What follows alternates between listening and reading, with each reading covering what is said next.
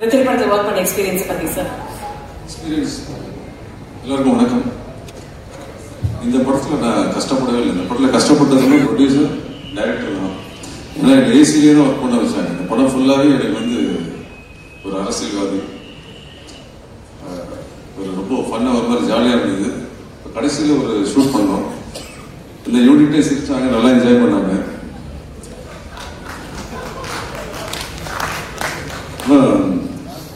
ரெட்டில் ஒரு சீன் பார்த்தேன். ரெட்டில் உன்னோட சமைச்சீங்க எனக்கு ஒன்று இருக்குது. எல்லாருமே நல்லா என்ஜாய் பண்ணாங்க. கேமராமேன் சார், ஆர்டி சார் எப்படி இருந்தது? நான் கூட கேட்ட கண்ணு கெட்டு போச்சான்ட்டு. எப்படி சார்? அதான் இதோ பாக்குறாங்க ஆண்ட்ரியா. அவங்க வந்து இந்த படத்துல இருந்து இனிமே அவங்க வந்து டீசெண்டா படிச்சு சொன்னாக்கா தெரியாதா?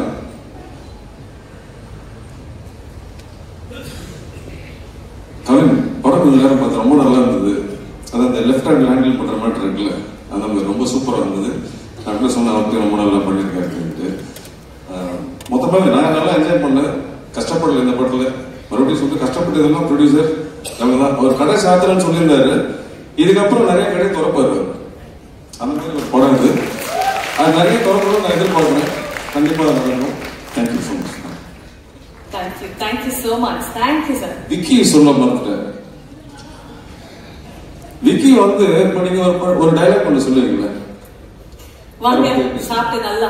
அது உண்மையிலே இது பண்றாரு. நான் டப்பிங்ல போனா கூட அண்ணே வாங்கண்ணே டைம் பாஸ் பண்ணல, யாரை பத்தியே குறை சொல்லி பேசிட்டு இருக்கலாம் அப்படின்னு. அந்த மாதிரி ஒரு ஜாலியான படம். ரொம்ப ஜாலியா ஃபன்னா இருக்கும். நீங்க பயங்கரமா எதிர்பார்த்ததெல்லாம் வர வேண்டாம். நல்லா என்ஜாய் பண்ணீங்க. அப்படி ஒரு படம் தான். Thank you sir. Thank you so much sir. Shiva sir, a few words please. அனைவருக்கும் வணக்கங்க. அர்ச்சனா மேடம் வந்து இன்னைக்கு திரைப்பட ரசிகர்கள் எல்லாம் தெய்வம்னு சொல்லிட்டீங்க. உண்மைதானே சார்? உண்மைதான். உலக சினிமாவிலே ரசிகர்கள் தெய்வம்னு சொன்ன நீங்க தான். அதனால அவங்களுக்கு ஒரு நன்றி. அடுத்து வந்து இயக்குனர் வெற்றிமாறனை வழிகாட்டியாக எடுத்துக்கொண்டு இந்த மாஸ்க் திரைப்படத்தை தம்பி விகர்ணன் இயக்கியிருக்காரு. எனக்கு விகர்ணன் பேரு கேட்டவனே முக்கியமா என்னன்னா அந்த பேருக்கு தான் நான் வந்து தம்பியை பார்க்கணும்னு நினைச்சேன். ஏன்னா விகர்ணன் என்பவர் மகாபாரதத்துல கௌரவருடைய சேர்ந்தவன், துரியோதனுடைய தம்பி. அவன் வந்து தருமனையுடன் சிறந்தவனாக கிருஷ்ணன் ஒரு இடத்துல சொல்லுவார். அந்த மாதிரி ஒரு பேரை, கௌரவர்கள் பேரை யாரா வச்சிருக்கிறது அப்படின்ட்டு எனக்கு ரொம்ப அந்த பேர் பிடிச்சது. ஏன்னா வந்து கௌரவர்கள் வில்லனாகவே காட்டுற ஒரு சமூகத்துல அவன் வந்து அந்த பேரை வச்சது எனக்கு வந்து ரொம்ப பிடிச்சது. அந்த குடும்பத்துக்கு என்னுடைய நன்றியை தெரிவிச்சேன். அது ரொம்ப முக்கியமானது. அடுத்து வந்து உலக சினிமாவே வந்து எம்ஆர் ராதா மாதிரி ஒரு, அதாவது மதராஸ் ராஜகோபாலன் ராதாகிருஷ்ணன், அந்த கேரக்டர் இதுவரைக்கும் யாரும் ஃபில் பண்றதுக்கு ஆள் இல்லாத ஒரு கேரக்டர். அந்த கேரக்டர் ஒரு மாஸ்டா பயன்படுத்துறது வந்து தமிழ் சினிமாவுக்கு அவர் மிக பெருமை சேர்த்த ஒரு எம்ஆர் ராதாவை இதுல மீண்டும் கொண்டு வந்ததுக்கு வந்து அவருக்கு என்னுடைய நன்றியும் பாராட்டும். அடுத்து இதுல வந்து தயாரிப்பாளராக இருக்கின்ற மேடம், ஹீரோயின் மேடம், அவங்க என்னன்னா எனக்கு சல்குமாரி இன்னும் ஒரு படம் டைரக்ஷன் பண்ணிட்டாங்கன்னா பானுமதி பேரை எடுத்துருவாங்க. நடிகை பானுமதி பேரை. ஏன்னா அவங்க வந்து பாடுறாங்க, அடுத்தது டப்பிங் பேசுறாங்க, அடுத்து வந்து நடிக்கிறாங்க. அவங்க வந்து ஒரு படம் டைரக்ஷன் பண்ணி அடுத்தது வந்து ஒரு ஸ்டுடியோ கட்டிட்டாங்கன்னா அந்த பானுமதி இடத்துக்கு மேடம் வந்துருவாங்க. அடுத்து இந்த படத்தை பார்க்கும்போது எனக்கு வடச்சென்னையினுடைய சந்திராவுடைய எழுச்சியா இருந்தது. சந்திராவுடைய எழுச்சி இந்த படத்திலே வந்துருச்சான்ற மாதிரி இருந்தது.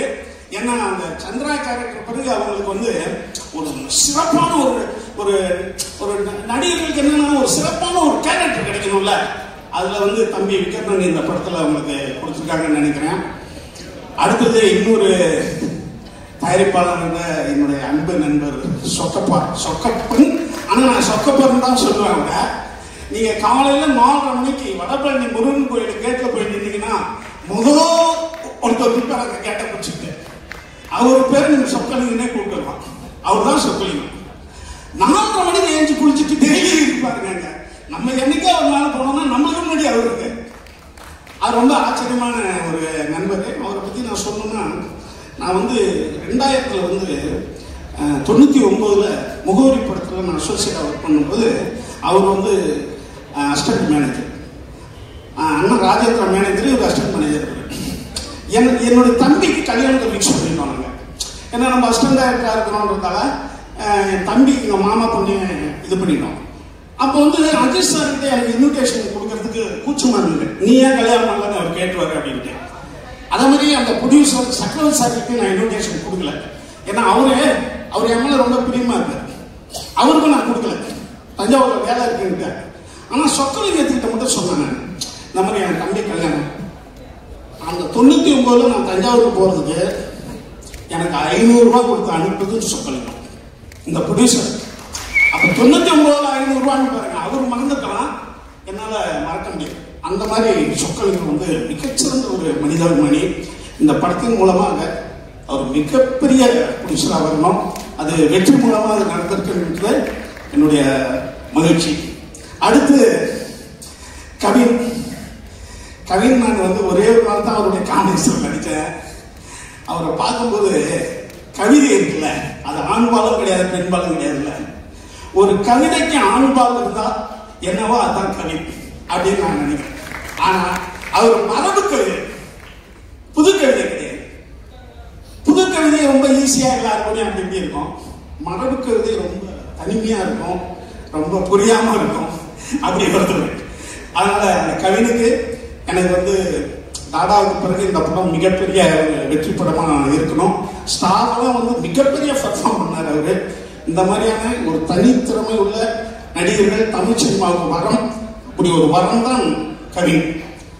அடுத்து ஜீவபிரகாஷ், எங்களுக்கு தொடர்ந்து பயணிக்கிற ஒருத்தர். ஜீவபிரகாஷ் ஒரு குழந்தை தொழிலாளியாக அரசிடம் தப்பிச்சவர். சிக்கப்புக்க எல்லாம் பாத்தீங்கன்னா ஒரு 4-5 வயசு குழந்தை பாடுறாங்க. உண்மையுமே என்ன பண்ணுவான், ஒரு டீ கடையில குழந்தை தொழிலாளி வேலை செஞ்சா கவர்மெண்ட் வேலை என்ன தப்பிச்சு இன்னைக்கு 2 நேசங்களோட இருக்கிறவரு. குறிப்பா எங்க அசரன் ப்ரொடியூசர் ஐயா இருக்காங்க. அதுல உள்ள 6 நான் நேசம் வாங்கணும்னு நினைச்சேன். ஆனா அது கொஞ்சம் மிஸ் ஆகி ஆனா வாங்கிட்டாப்ல, 2 அவார்டு வாங்கிட்டாப்ல. அடுத்தது எங்களுடைய ஐயா தானையா, அதாவது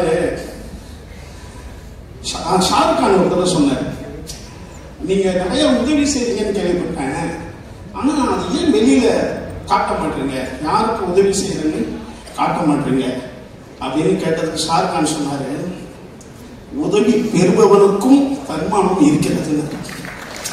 உதவி பெறுபவனுக்கு போட்டோவை காட்டிட்டா அவன் தன்மானம் போயிடுச்சு. உதவி பெறுபவனுக்கும் தன்மானம் இருக்கு. மிகச்சிறந்த ஒரு வாசகத்தை ஷாருக் கான் சொன்னார். அப்படி ஒரு மிகச்சிறந்த உதவிகள் எல்லாம் பண்றவங்க ஐயா தானையா உண்மையானே ஒரு ஆளும் வல்லல் தான். ஒரு தடவை ஒரு உதவி கேட்க வந்தார், எங்களெல்லாம் வெளில போக சொல்லிட்டேன். அவர் உதவியும் கேட்கல, ஒருத்தர் வர உள்ள இருந்தா வெளில போக சொன்னார். நாங்க வெளியில் வந்துட்டோம். உள்ள அவங்க பையனும் போனோம். அப்புறம் சரிட்டு போயாச்சு. அவரும் எனக்கு தெரியும். அப்புறம் அவர் எனக்கு ஃபோன் பண்ணி சொன்னாரு, ஒன்றும் இல்லை சார், நான் காலேஜ் ஃபீஸ்க்காக உதவி கேட்டேன், அதுதான் அவங்கள வெளியில போயிட்டு எனக்கு தந்தாரு. அது முக்கியம் கிடையாது. அந்த பையனும் கொஞ்ச நேரம் கழிச்சு உள்ள வந்துட்டான். உங்க பையன் வெளியில வந்தாங்கன்னு கேட்டேன். உதவி கொடுத்துட்டு தானையா சொன்னாராம், நீ உதவி வாங்கும் போது உன் பையன் பார்க்க கூடாது, நீ உதவி கொடுக்கிற மாதிரி இருந்தா அதை பார்க்க உன் பையனை. எங்க உனக்கு சரிசமமான மரியாதை கிடைக்குதோ அந்த இடத்துக்கு உன் மகனை அழைச்சிருக்கும். நீ உதவி வாங்குறதுல உன் பையன் பார்க்க கூடாது. என்ன பழக்காது இல்லையா, இந்த உதவி வாங்குறத பார்த்தவன் நல்லா படிப்பான், அதெல்லாம் வீட்டுல போய் சொல்லு, இந்த உதவி வாங்கிட்டு அந்த பணத்தை கொடுங்க, நீ உதவி வாங்குவதே உன் பையன் பார்க்க கூடாது அப்படின்னு சொன்ன மாபெரும் மனிதன். என்னுடைய வாழ்க்கையில் அதை இனிமே அதை கடைபிடிக்கணும்னு இருக்கு. உண்மையானே சொல்றேன், நான் வெள்ள சட்டை ஆரம்பிச்சு போட்டது காரணமே அவர்தான். அந்த மனசோட வாழ்ந்த மனிதனுக்கு அப்படி உள்ள ஒரு மாபெரும் மனிதன். அவருக்கு நன்றி. அடுத்து வந்து தேசியபதி எந்த பாவை போட்டாலும் நடிக்கிறதுக்கு ஒரு தமிழ் சினிமாவில் நடிகர் இருக்காருன்னா அவர் தான். ஹீரோ படங்களில் ஹீரோ நடிக்கிறான். இந்த படத்துல ஹீரோவா நடிக்க கூடாதுன்னு ஹீரோ நடிப்பாரு. ஏன்னா அவர் மேல ஒரு நம்பிக்கை இருக்கு. அவர் மாதிரி ஒரு சிறந்த நடிகர் தமிழ் சினிமா கிடைச்சது இன்னொரு வரம். இன்னொன்னு கவினுக்கும் அவருக்கும் ஒரு ஒற்றுமை இருக்கு. சின்ன சின்ன கேரக்டர் பண்ணி பெரிய இடத்துக்கு வர முடியும் வாழும் வரலாறா 2 பேர் இருக்காங்க. அவருக்கு என்னுடைய நன்றி. மற்ற சேத்தன் நம்ம மூணார் ரமேஷ் இருக்கிற அன்பு உள்ளங்களுக்கு எல்லாத்துக்கும் என்னுடைய நன்றி. வேற யாரையாவது விட்டுருந்தா அண்ணன் ஐயோ குருநாதர் ஆடி ராஜசன் குருநாதர். அதாவது இந்த காக்கல ரோடு சார்ந்து ஒண்ணு இன்னைக்கும் பாருங்க, அதை யாராலையும் தொட முடியாது. எங்க கேமரா போகுது, என்ன வருது, அதையோ ஐயா தான் அதுக்கு ப்ரொடியூசர். அப்படி அதாவது எங்களுக்கு பிசிசி கேமராமேன் இருந்தா அவங்க அசிஸ்டன்ட் எல்லாம் வந்து கேமரா பண்ணுவாங்க. அவங்க இல்லாத நேரத்தில் ரவிகே சந்திரன் இல்லைன்னா இவர் தான் முடியாது. ஏன்னா முகவரி அசோசியேட்டா பண்ணோம்னா அடுத்த படம் வந்து சிட்டிசன் மேக்சிமம் அவர் தான் கேமரா பண்ணார். அண்ணா ஆர்டி தான் பண்ணார் அந்த படத்துக்கு சிட்டிசன். இன்னொன்னு மாஸ்டர்ஸ் சில பேர் இருப்பாங்க, கேமரா மாஸ்டர்ஸ். அதுல அவர் ஒருத்தர் ஒவ்வொரு படத்திலும் வித்தியாசமா இருக்கிற, வித்தியாசம் காட்டுகிற, உற்சாகமா இருக்கிற. இன்னைக்கும் பாத்தீங்கன்னா இன்னைக்கு சின்சூட்ல படிச்ச மாதிரியே பேசுவேன். அப்படி ஒரு மனசாலும் மிக உற்சாகமான ஒரு மனிதர். அவரு கூட நான் வேலை செஞ்சதுக்கு ரொம்ப பெருமையா நினைக்கிறேன். வேற யாராவது விட்டு இருந்தா பெரிய மனசு பண்ணி மன்னிச்சிங்க. நன்றி, வணக்கம். இந்த மாஸ்க் மிகப்பெரிய ஹிட் ஆகட்டும். அப்ப மீண்டும் சந்திப்போம். நன்றி. நன்றி, ரொம்ப ரொம்ப நன்றி. Thank you so much. அண்ட் அடுத்தபடியாக